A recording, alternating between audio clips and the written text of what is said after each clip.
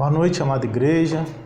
Sou Rogério, pastor missionário aqui no norte de Minas, junto com minha esposa Zélia. Quero saudar a igreja aí de Betim, a congregação aí do Niterói, a igreja sede, os nossos amados irmãos aqui do norte de Minas, com a santa paz do nosso Senhor Jesus Cristo. Nessa quarta-feira, eu venho trazer uma palavra que está lá no capítulo 6 do livro de Oséias, que começa dizendo assim: Vinde, voltemos ao Senhor, pois Ele nos despedaçou e nos sarará. Ele nos feriu, mas sarará as nossas feridas. Depois de 2 dias, Ele nos dará vida novamente, ao terceiro dia nos restaurará para que vivamos em Sua presença. Conheçamos o Senhor, esforcemo-nos por conhecê-lo. Tão certo como nasce o sol, Ele aparecerá. Virá para nós como as chuvas de inverno, como as chuvas de primavera que regam a terra. Que posso fazer com você, Efraim? Que posso fazer com você, Judá? Seu amor é como a neblina da manhã, como o primeiro orvalho que logo evapora. Por isso os despedacei por meio dos meus profetas. Eu os matei com as minhas palavras da minha boca. Os meus juízos reluziram como relâmpagos sobre vocês. Pois desejo misericórdia, não sacrifícios, e conhecimento de Deus em vez de holocaustos. Na cidade de Adão, eles quebraram a aliança e me foram infiéis. Gileade é uma cidade de ímpios, maculada de sangue. Assim como os assaltantes ficam de emboscada à espera de um homem, assim fazem também os bandos de sacerdotes. Eles assassinam na estrada de Siquém e cometem outros crimes vergonhosos. Vi uma coisa terrível na terra de Israel. Ali Efraim se prostitui e Israel está contaminado. Também para você, Judá, foi determinada uma colheita para quando eu trouxer de volta o meu povo. Amados, vamos nos curvar agora e pedir a Deus que nos oriente, na leitura da palavra, nessa mensagem que Ele nos traz essa noite. Senhor, em nome de Jesus, nos colocamos aqui como igreja diante do Senhor para ouvir, ó Deus, da Tua palavra, para compartilhar com os irmãos de Betim e daqui do norte de Minas, aquilo que o Senhor tem para nós. Pai, vivemos num momento de arrependimento, de busca do conhecimento do Senhor, de voltarmos a praticar aquilo que é essencial para a cura de uma nação. Praticar a misericórdia, como assim diz a Tua palavra, e que o Senhor, ó Pai, nos ensine, nos exorte e por fim, ó Pai, possa nos exaltar e nos livrar de todo este mal que assola não só nossa nação, como o mundo inteiro. Te louvamos e te agradecemos, Senhor, em nome de Jesus. Podemos aprender aqui, irmãos, em Oséias, no capítulo 6, que arrependimento verdadeiro e conhecimento de Deus são fundamentais para a restauração de uma nação. Amados, vivemos em um tempo que o Senhor, em sua soberania, permitiu que essa assolação viesse sobre nós, para que assim haja arrependimento. Seria hipocrisia, irmãos, não reconhecer o quanto temos despertado a ira de Deus com nossos pecados, as nossas ofensas. O chamado ao retorno é uma das principais mensagens do livro de Oséias. No capítulo 2, logo atrás, no versículo 7, temos uma alegoria do adultério que a igreja em geral, podemos dizer assim, tem cometido ao correr atrás de amantes, e não tendo encontrado ou alcançado o favor destes, ela retorna arrependida para Cristo, como no início, como lá no princípio. O texto diz: ela correrá atrás de seus amantes, procurará por eles, mas não os encontrará. Então ela dirá: voltarei a estar com meu marido como no início, pois eu estava bem melhor do que agora. Olha a situação que Deus traz para nós. A igreja que correu atrás de amantes, esqueceu do Deus Todo-Poderoso, agora pensa, vou voltar para Deus, porque eu estava bem melhor do que eu estou agora. E quais têm sido esses amantes, né, apresentados aqui na palavra?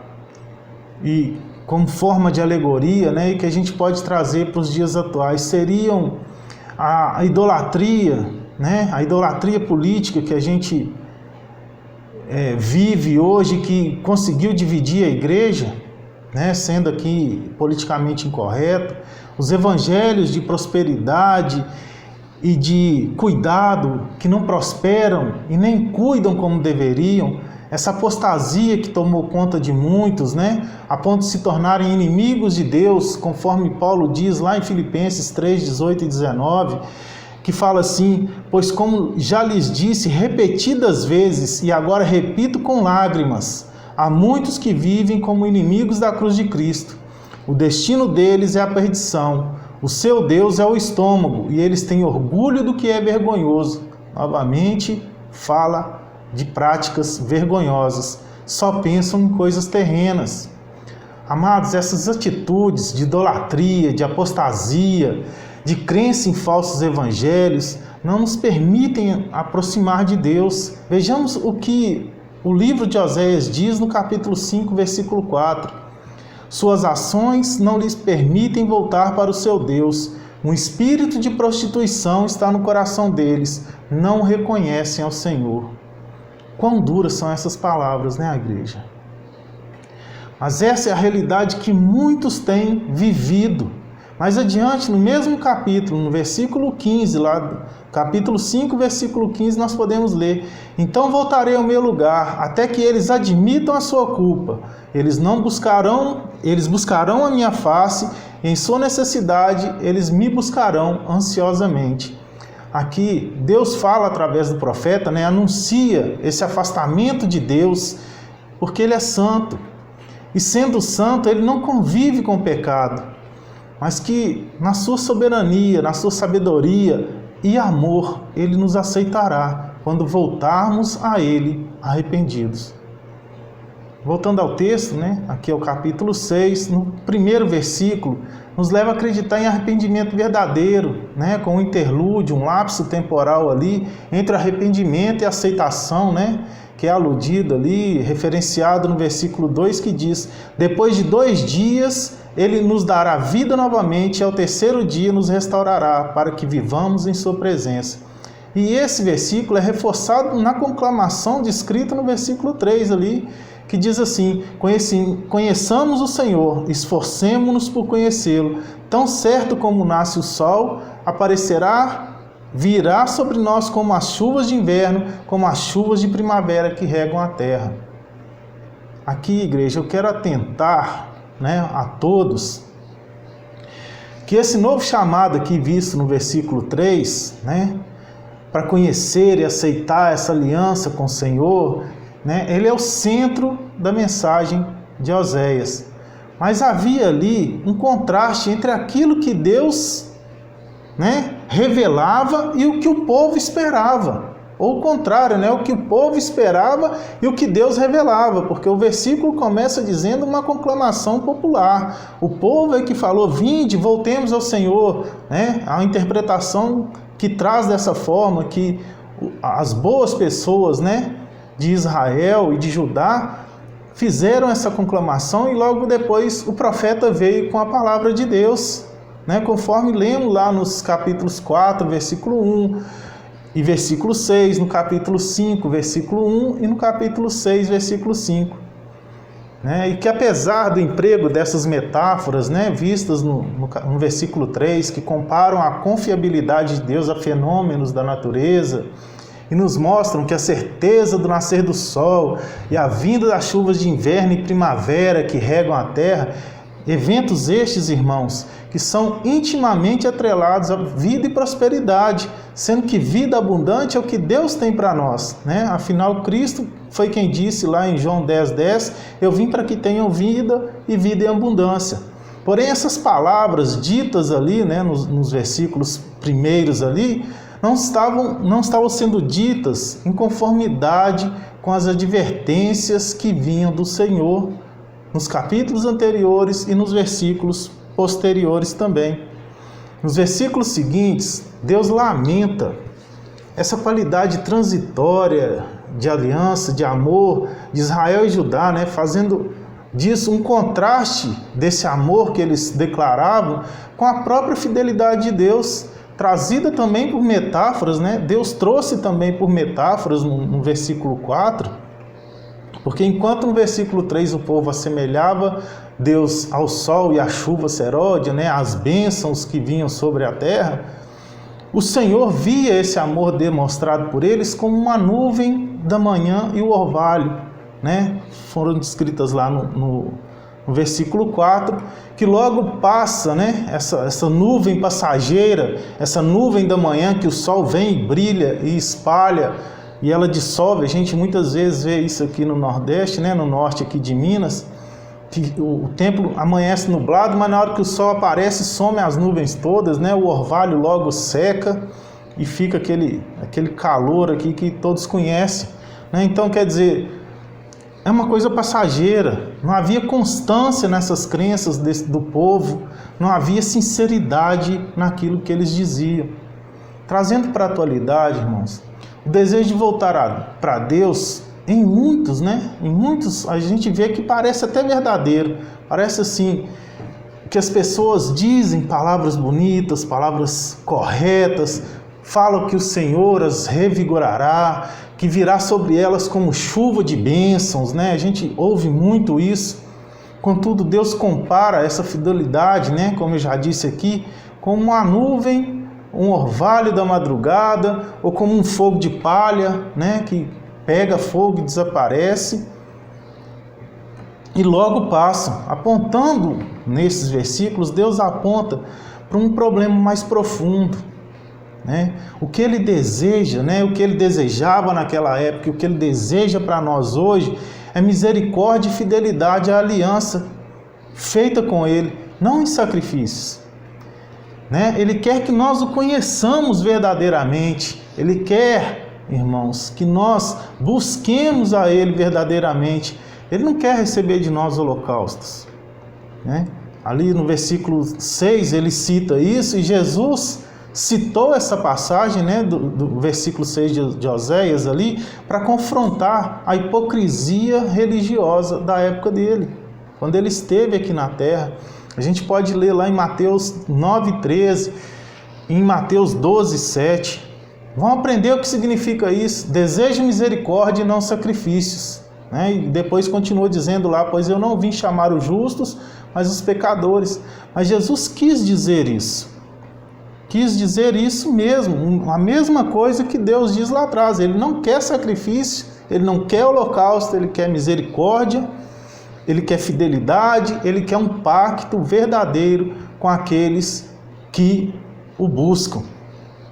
Seguindo adiante nos versículos 5 ao 11 ali, nós podemos perceber o agir de Deus por meio do profeta e dos seus contemporâneos, né? Oséias era contemporâneo de Isaías, de Miqueias, de Amós, e todos eles traziam essa mensagem de advertência ao povo, né? Apesar das mensagens messiânicas também, mas traziam uma mensagem de arrependimento, né?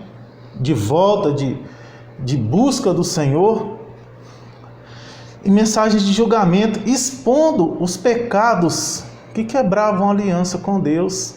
Quais eram esses pecados que a gente pode identificar aqui no livro de Oséias 6? A infidelidade, né? Está lá no versículo 7. A impiedade, no versículo 8. O assassinato espiritual cometido pelos sacerdotes. Olha que ponto interessante aí, né? No versículo 9 também. Não culpa só o povo, só os que frequentam a igreja, mas culpam também a liderança, né? Joga sobre nós essa responsabilidade, né, do que a gente faz, se nós o que estamos fazendo não está assassinando espiritualmente a igreja. E lá no versículo 10 a gente vê a questão da prostituição. Deus expõe ali a presunção do povo, né? Não havia realmente arrependimento. Os versículos de 1 a 3 ali trazem uma conclamação do povo, mas do 4 em diante a gente vê toda a repreensão de Deus sobre eles. Deus nos conhece, conhece o nosso coração, sabe do que a gente precisa e sabe o que a gente pensa, muito mais do que a gente. E Deus viu naquele momento ali que não havia arrependimento verdadeiro, né? Muitos lá e hoje não abandonaram seus ídolos. E essa é uma realidade. Muitos não abandonaram seus ídolos, não se arrependeram dos seus pecados, não procuraram fazer mudanças reais. Pensa bem nisso. Considere as atitudes, irmãos, que nós temos visto hoje e veja se o que a gente faz, né, o que nós como igreja fazemos, né, se a gente se arrepende facilmente, sem considerar seriamente as mudanças que precisam ser feitas na nossa vida, né? A gente transforma muito rápido, mas não considera que o que nós temos que fazer mesmo é uma transformação profunda naquilo que nós pensamos, no modo como agimos, na maneira como nós buscamos a Deus, na maneira como nós interagimos uns com os outros como irmãos. E eu quero aqui concluir dizendo que Deus requer de nós conversão e arrependimento verdadeiros. A palavra diz, né, lá nos evangelhos, que quando João Batista estava pregando no deserto, o que ele pregava para o povo que já conhecia, né, os sacerdotes, quando iam estar com ele lá no deserto, ele pregava raça de víboras. Arrependei-vos, né, e produzir frutos dignos de arrependimento.